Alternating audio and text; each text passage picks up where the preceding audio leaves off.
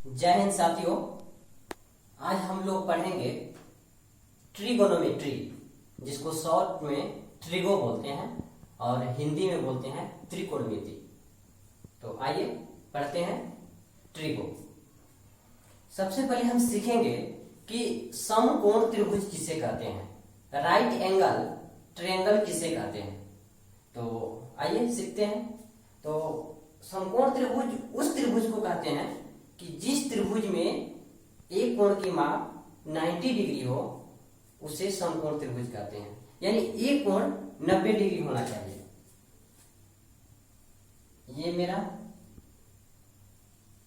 समकोण त्रिभुज है और ये मेरा 90 डिग्री है। ठीक है, इसका नाम दे देते हैं ए बी सी और यहाँ पे थीटा कोण बन रहा है।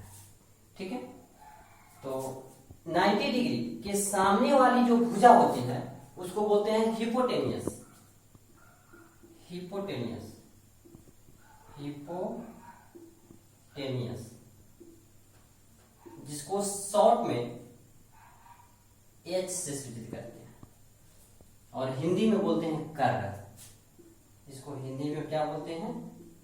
कर्ण। इसको बोलते हैं परपेंडिकुलर, यानी लंब बोलते हैं। परपेंडिकुलर, परपेंडिकुलर,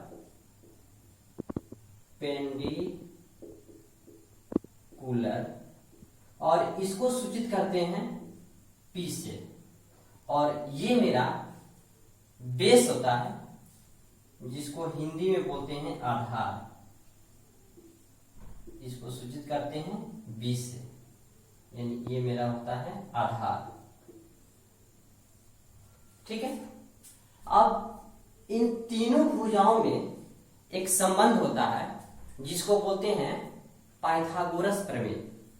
पाइथागोरस प्रमेय क्या होता है कि कर्ण का स्क्वायर जो होता है लंब के स्क्वायर और आधार के स्क्वायर के योग के बराबर होता है। यानी ये मेरा क्या है? लंब है। अर्थात h के स्क्वायर इक्वल टू होता है p के स्क्वायर प्लस b के स्क्वायर। अब हमको इससे h निकालना हो या p निकालना हो या b निकालना हो तो आराम से समीकरण को दायां बायां करके निकाल सकते हैं। यदि हमको h निकालना हो तो h इक्वल टू हो जाएगा under root p square plus b square. यदि हमको P निकालना हो यानी परपेंडिकुलर निकालना हो यानी लंब निकालना हो तो हम क्या करेंगे? बी स्क्वायर को इधर भेज देंगे, यानी P इक्वल टू हो जाएगा under root h square minus b square. उसी प्रकार यदि हमको b निकालना है यानी बेस निकालना है तो क्या करेंगे? p को इधर भेज देंगे, यानी हो जाएगा H square minus P square और अंडर रूट लगा देंगे। इस प्रकार मेरा ये समकोण त्रिभुज खत्म हो जाता है। अब आइए आगे पढ़ते हैं। आगे क्या पढ़ना है हमको? त्रिकोणमिति में 6 प्रकार की निष्पत्तियां पाई जाती है। उसी निष्पत्तियां को हम लोग पढ़ेंगे। क्या क्या है निष्पत्तियां? तो ये निष्पत्तियां होती है sine theta, cos theta, tan theta, cot theta, sec theta और कोसेक थीटा। यही 6 निष्पत्तियां होती हैं त्रिकोणमिति में और इसका मान हमको निकालना होता है। यानी साइन थीटा बराबर कितना होता है, कॉस थीटा बराबर कितना होता है। तो इसका मान हमको निकालने के लिए 3 कोड याद करना पड़ता है। तो 3 कोड क्या है? SPH, CBH और TPB। यदि ये तीनों कोड हमको यदि याद रहे, यानी एसपीएच, सीबीएच और टीपीबी, तो इस सबका मतलब सूत्र निकल जाएगा। तो आइए लिखते हैं। तो इसका होता है साइन थीटा बराबर p by h, sine theta बराबर p by h, cos theta बराबर बी बाई एच और टेन थीटा बराबर पी बाई बी। तो लिख देते हैं साइन थीटा बराबर p by h, cos theta बराबर बी बाई एच और टेन थीटा बराबर p by b, p by b. ठीक है। अब कॉट थीटा, सेक थीटा और कोसेक थीटा बचा। तो साइन थीटा का दोस्त होता है कोसेक थीटा और दोस्त एक दूसरे का उल्टा होता है। उसी प्रकार साइन थीटा का दोस्त हुआ कोसेक थीटा और ये एक दूसरे का उल्टा होता है। तो यानी कोसेक थीटा इक्वल टू हो जाएगा h by P, H by P. उसी प्रकार कॉस थीटा का जो दोस्त होता है सेक थीटा होता है और एक दूसरे का ये उल्टा होता है। तो सेक थीटा इक्वल टू हो जाएगा h by b, h by b. ठीक है। उसी प्रकार मेरा टेन थीटा का दोस्त होता है कॉट थीटा और एक दूसरे का उल्टा होता है, यानी कॉट थीटा बराबर हो जाएगा बी बाई पी।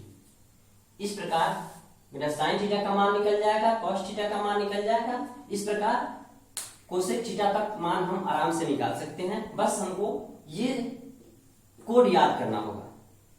इसके अलावे एक और कोड है, एक ट्रिक है, यदि वो याद रहे तो भी हम इसको निकाल सकते हैं। तो वो मेरा एक ट्रांसलेशन है और उस ट्रांसलेशन के माध्यम से निकालते हैं। तो मेरा ट्रांसलेशन क्या है कि some people have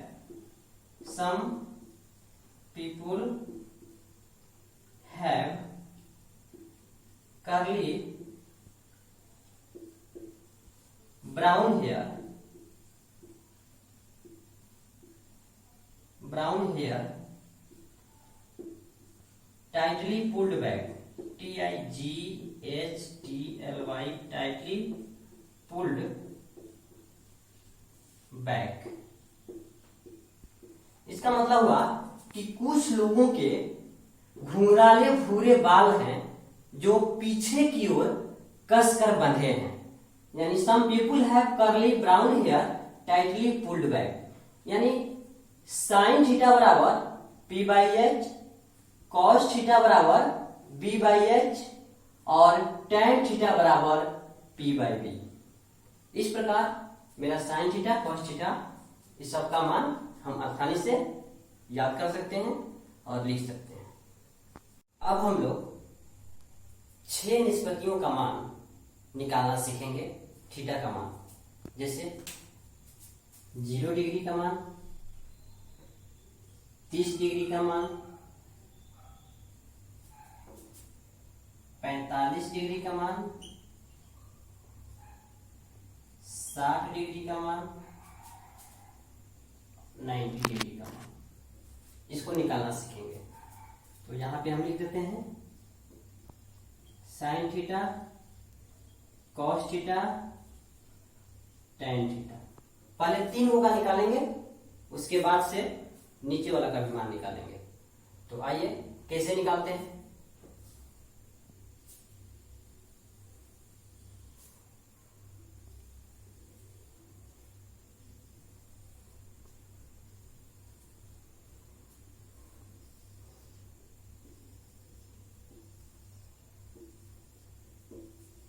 देखिए, सबसे पहले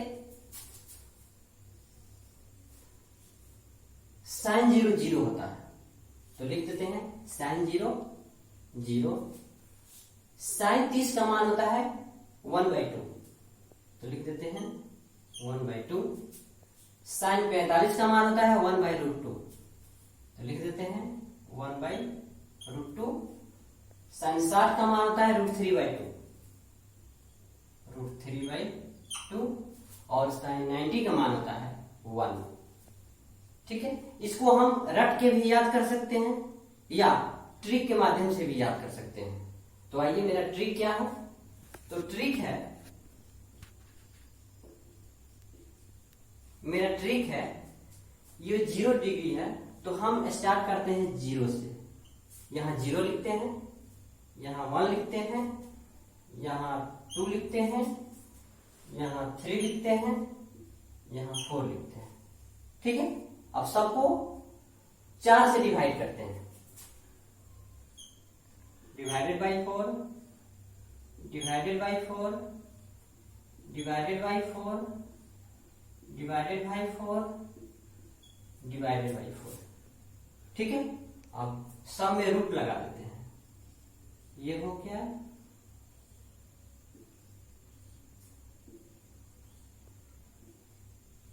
ठीक है, इसको ऐसे खींच देते हैं।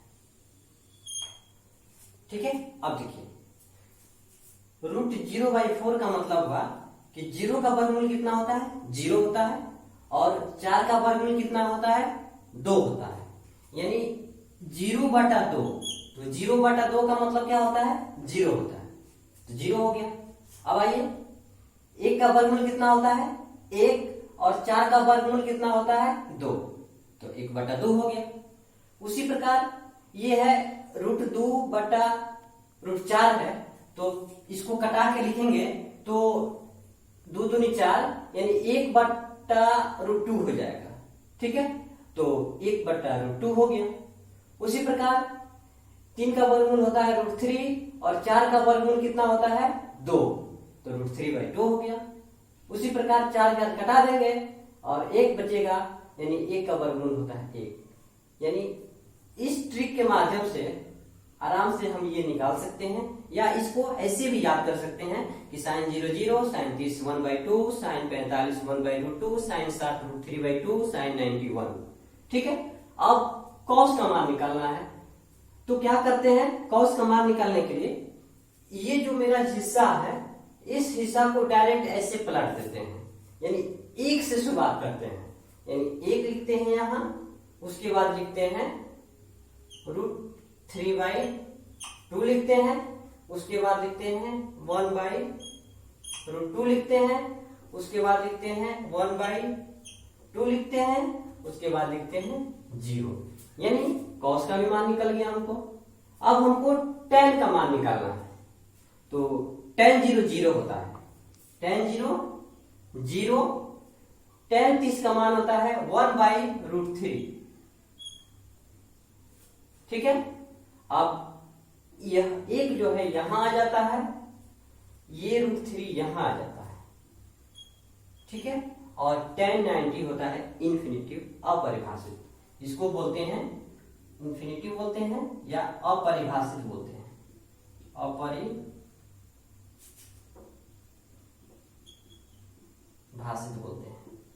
अब ये कहां से आया, तो ये आया है, हम जानते हैं कि tan थीटा बराबर होता है sin थीटा बटा cos थीटा, यानी sin थीटा बटा cos थीटा है, तो सामने है, यानी 0/1, तो 0/1 करेंगे तो 0 आता है। उसी प्रकार 1/2 k बटा √3/2, तो 2 से 2 कट जाएगा, यानी बचेगा मेरा कितना, 1/√3, तो 1/√3 आ गया। उसी प्रकार 1/2 1/2 कट के 1 आ जाएगा। उसी प्रकार √3/2 और 1/2, तो कटेगा कौन, 2 2 कट जाएगा, आराम से √3 आ जाएगा। और उसके बाद से क्या हुआ, 1/0, यानी 1/0 को क्या बोलते हैं हम, इंफिनिटिव बोलते हैं, यानी अपरिभाषित बोलते हैं। तो इस प्रकार मेरा ये निकल जाता है। ठीक है, अब बाकी जो 3 निष्पत्तियां हैं उसका मान हम कैसे निकालते हैं, तो आइए उसको कैसे निकालेंगे, वो भी आसान है। sin theta, cos theta, tan theta, उसके बाद से होता है cot थीटा, उसके बाद sec थीटा, उसके बाद कोसेक थीटा। ठीक है, तो cot थीटा जो होता है tan थीटा का उल्टा होता है, तो ये 0 है तो इसको 0/1 लिख सकते हैं, तो cot थीटा जो हो जाएगा 1/0 हो जाएगा, और 1/0 को क्या बोलते हैं, अपरिभाषित, यानी cot 0 का मान होगा अपरिभाषित। ठीक है, उसी प्रकार कॉट 30 का मान कितना हो जाएगा, इसका उल्टा हो जाएगा, यानी √3/1 हो जाएगा, यानी √3 हो जाएगा। उसी प्रकार कॉट 45 का मान कितना हो जाएगा, 1 हो जाएगा। और कॉट 60 का मान कितना होगा, ये √3/1 है तो 1/√3 हो जाएगा। ठीक है, और ये अपरिभाषित है। अपरिभाषित का मतलब होता है 0/1 है। ठीक है, नहीं 1/0 है तो उलाटेंगे तो 0/1 हो जाएगा, यानी ये मेरा 0 हो जाएगा। ठीक है, उसी प्रकार हम सेक थीटा और कोसेक थीटा को भी उलाट के लिख सकते हैं। ठीक है, बस आज इतना ही, कल शेष। तब तक के लिए जय हिंद।